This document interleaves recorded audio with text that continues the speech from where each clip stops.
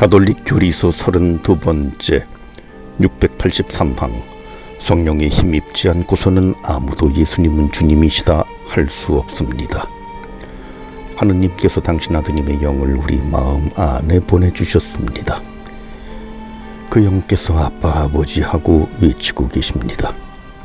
이러한 신앙의 인식은 성령 안에서만 가능하다. 그리스도와 만나기 위해서는 먼저 성령의 인도를 받아야 한다. 우리보다 앞서 오셔서 우리 안에 신앙을 불러일으키시는 분은 성령이시다. 신앙의 첫 성사인 세례성사를 받음으로써 성부 안에 근원을 두고 성자 안에서 주어진 생명은 교회 안에서 성령을 통하여 우리에게 개인적으로 내밀하게 전달된다. 세례는 성자를 통해서 성령 안에서 성부에게서 새롭게 태어나는 은총을 우리에게 줍니다. 왜냐하면 하느님의 성령을 지닌 사람은 말씀 곧 성자께 인도되기 때문입니다.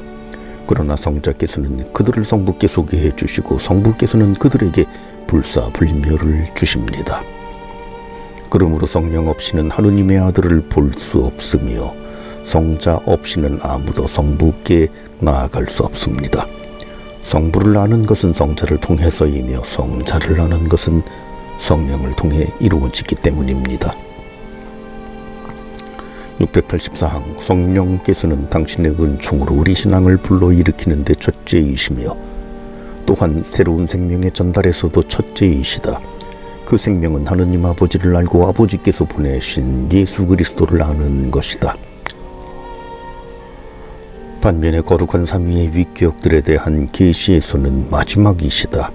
신학자인 나지안조의 그레고리오 성인은 이러한 과정을 자상한 하느님의 교육법을 통해 설명한다. 구약 성경은 성부를 명확하게 선포하고 성자는 모호하게 선포했습니다. 신약 성경은 성자를 분명하게 드러내고 성령의 신성을 엿볼 수 있게 했습니다. 이제 성령께서는 우리 가운데 사시며 우리가 당신 자신을 더욱 분명히 볼 수 있게 하십니다. 실제로 성부의 신성이 아직 고백되지 않고 있었을 때 성자를 공공연히 선포하는 것은 현명하지 못한 일이었고, 성자의 신성이 아직 받아들여지지 않고 있을 때 성급한 표현을 빌려 성령을 마치 가의의 짐처럼 덧붙이는 것도 현명하지 못한 일이었습니다. 삼위일체에 비친 영광에서 영광으로 나아가는 진보와 발전을 통하여 더욱 찬란히 빛날 것입니다. 685항 그러므로 성령을 믿는 것은 곧 성령께서 삼위일체의 한 위격이시며 성부와 성자와 한 본체로서 성부와 성자와 더불어 같은 흠숭과 영광을 받으시는 분이심을 고백하는 것이다. 이 때문에 삼위일체의 신학에서 성령의 거룩한 신비가 다루어진다. 그러므로 여기에서는 다만 하느님의 경륜 안에서 성령을 다룰 것이다. 686항 성령께서는 우리를 위한 구원 계획의 처음부터 끝까지 성부와 성자와 함께 일하신다. 그러나 구원을 위한 성자의 강생으로 시작된 이 마지막 때에 이르러서야 성령께서는 계시되고 주어지고 위격으로 인정되고 받아들여지셨다. 이때에는 새로운 창조의 맞이이시며 머리이신 그리스도 안에서 완성된 하느님의 이 계획이 성령이 주어짐으로써 교회 성인의 통공, 죄의 사함, 육신의 부활, 영원한 생명 등으로 인류 안에서 구체화될 것이다. 제8절 성령을 믿으며 687항 하느님의 영이 아니고서는 아무도 하느님의 생각을 깨닫지 못합니다. 하느님을 계시해 주시는 성령께서는 하느님의 살아계신 말씀이신 그리스도를 우리에게 알려주시지만 자신에 대해서는 말씀하지 않으신다. 예언자들을 통하여 말씀하셨던 분이 우리에게 성부의 말씀을 들려주신다. 그러나 우리는 성령의 말씀을 듣지 못한다. 우리에게 말씀을 계시해 주시고 신앙으로 말씀을 받아들이게 하시는 성령의 활동을 통해서만 성령을 알 수 있다. 우리에게 그리스도를 드러내시는 진리의 성령께서는 스스로 이야기하지 않으신다. 참으로 하느님다운 이러한 숨김은 세상은 그분을 보지도 못하고 알지도 못하기 때문에 그분을 받아들이지 못하지만 그리스도를 믿는 사람들이 그분을 아는 것은 그분께서 그분 안에 계시기 때문이라는 것을 설명해 준다. 688항 교회가 전하는 사도들의 신앙 안에 살아있는 친교로서 성령을 인식하는 장소이다. 곧 성령께서 영감을 주신 성경 안에서 교부들의 증언이 언제나 살아있는 전통 안에서 성령께서 도우시는 교회의 교도권 안에서 성령께서 우리에게 그리스도와 친교를 이루게 하시는 성사위의 전례 안에서 말씀과 상징을 통하여 우리를 위하여 성령께서 전구해 주시는 기도 안에서 교회를 이루는 은사와 직무 안에서 사도적 삶과 선교적 삶의 표징들 안에서 성령께서 당신의 거룩함을 드러내고 구원 사업을 계속하시는 성인들의 증거 안에서 일성자와 성령의 공동 파견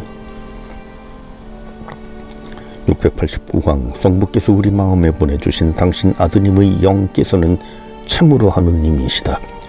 성령께서는 성부와 성자와 한 본체이시며 삼위일체의 내적 생명에서나 세상을 위한 당신 사랑의 선물에서나 성부와 성자와 분리되실 수 없다. 그러나 교회의 신앙은 생명을 주시며 동일한 본질이시고 나누어질 수 없는 삼위일체 하느님을 경배하면서 세 위격의 구별도 또한 고백한다. 성부께서 당신의 말씀을 보내실 때에 언제나 당신의 성령도 보내신다. 성자와 성령께서는 서로 구별되면서도 분리되지 않고 함께 파견되신다. 물론 보이지 않는 하느님을 볼 수 있는 모습인 그리스도께서 나타나시지만 그리스도를 계시하시는 분은 성령이시다. 690항 예수님께서는 기름 부음 받으니 곧 그리스도이시다. 성령께서 그분에게 부어주셨기 때문이며 강생에서부터 그분에게 일어난 모든 일은 이러한 성령의 충만함에서 비롯되기 때문이다. 마침내 그리스도께서 영광을 받으셨을 때 이번에는 그리스도께서 성부 곁에서 당신을 믿는 사람들에게 성령을 보내실 수 있게 되었다. 그리스도께서는 당신의 영광을 곧 당신을 영광스럽게 하는 성령을 그들에게 주신다. 그리하여 이 공동 파견이 성부께서 성자의 신비체 안에서 자녀로 삼으신 그들 안에 펼쳐질 것이다. 하느님의 자녀가 되게 하는 성령의 사명은 그들을 그리스도와 결합시키고 그리스도 안에서 살아가게 하는 일이다.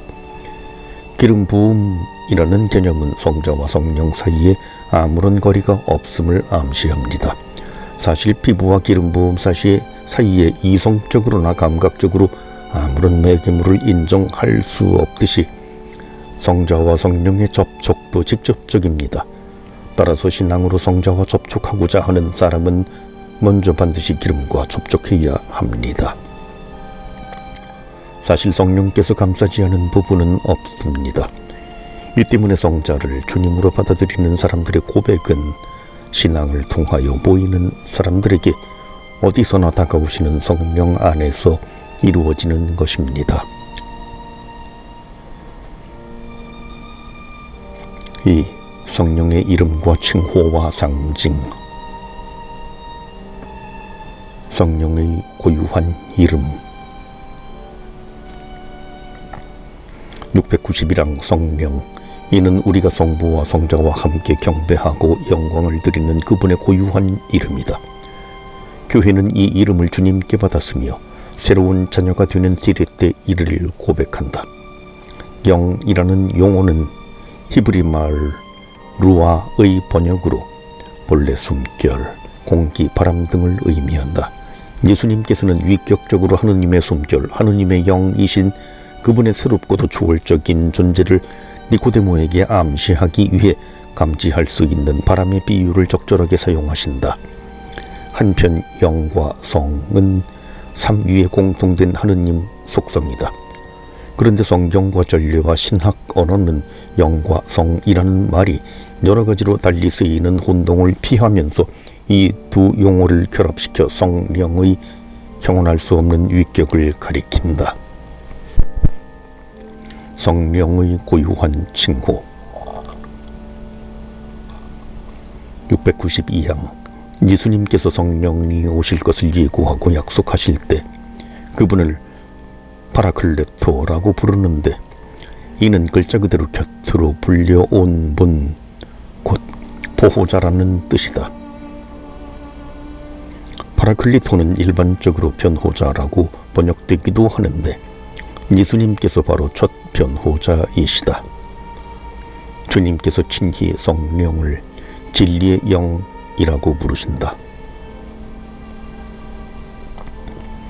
693항. 사도행전과 서간에서 가장 많이 사용되는 성령이라는 그분의 고유한 이름 외에 바오로 사도의 편지에서는 약속된 성령, 이배양의 영, 그리스도의 영, 주님의 영, 하느님의 영 등의 칭호를 찾아볼 수 있으며, 베드로 사도의 편지에는 영광의 성령이라는 칭호도 있다. 성령의 상징. 694항. 물은 세례에서 성령의 활동을 상징한다. 왜냐하면 성령 청원 기도 후에 물은 새로운 탄생을 나타내는 유효한 성사적 표징이 되기 때문이다. 우리의 첫 탄생을 위한 잉태가 물속에서 이루어지듯이 세례수는 하느님 생명으로 다시 나는 우리의 탄생이 성령 안에서 주어진다는 것을 실제적으로 의미한다. 우리는 모두 한 성령 안에서 세례를 받아 한 성령을 받아 마셨다. 그러므로 성령께서는 또한 샘에서 물이 솟아나듯 십자가에 달리신 그리스도라는 샘에서 솟아나는 생수이시며, 이 생수는 우리 안에서 솟아올라 영원한 생명을 주신다.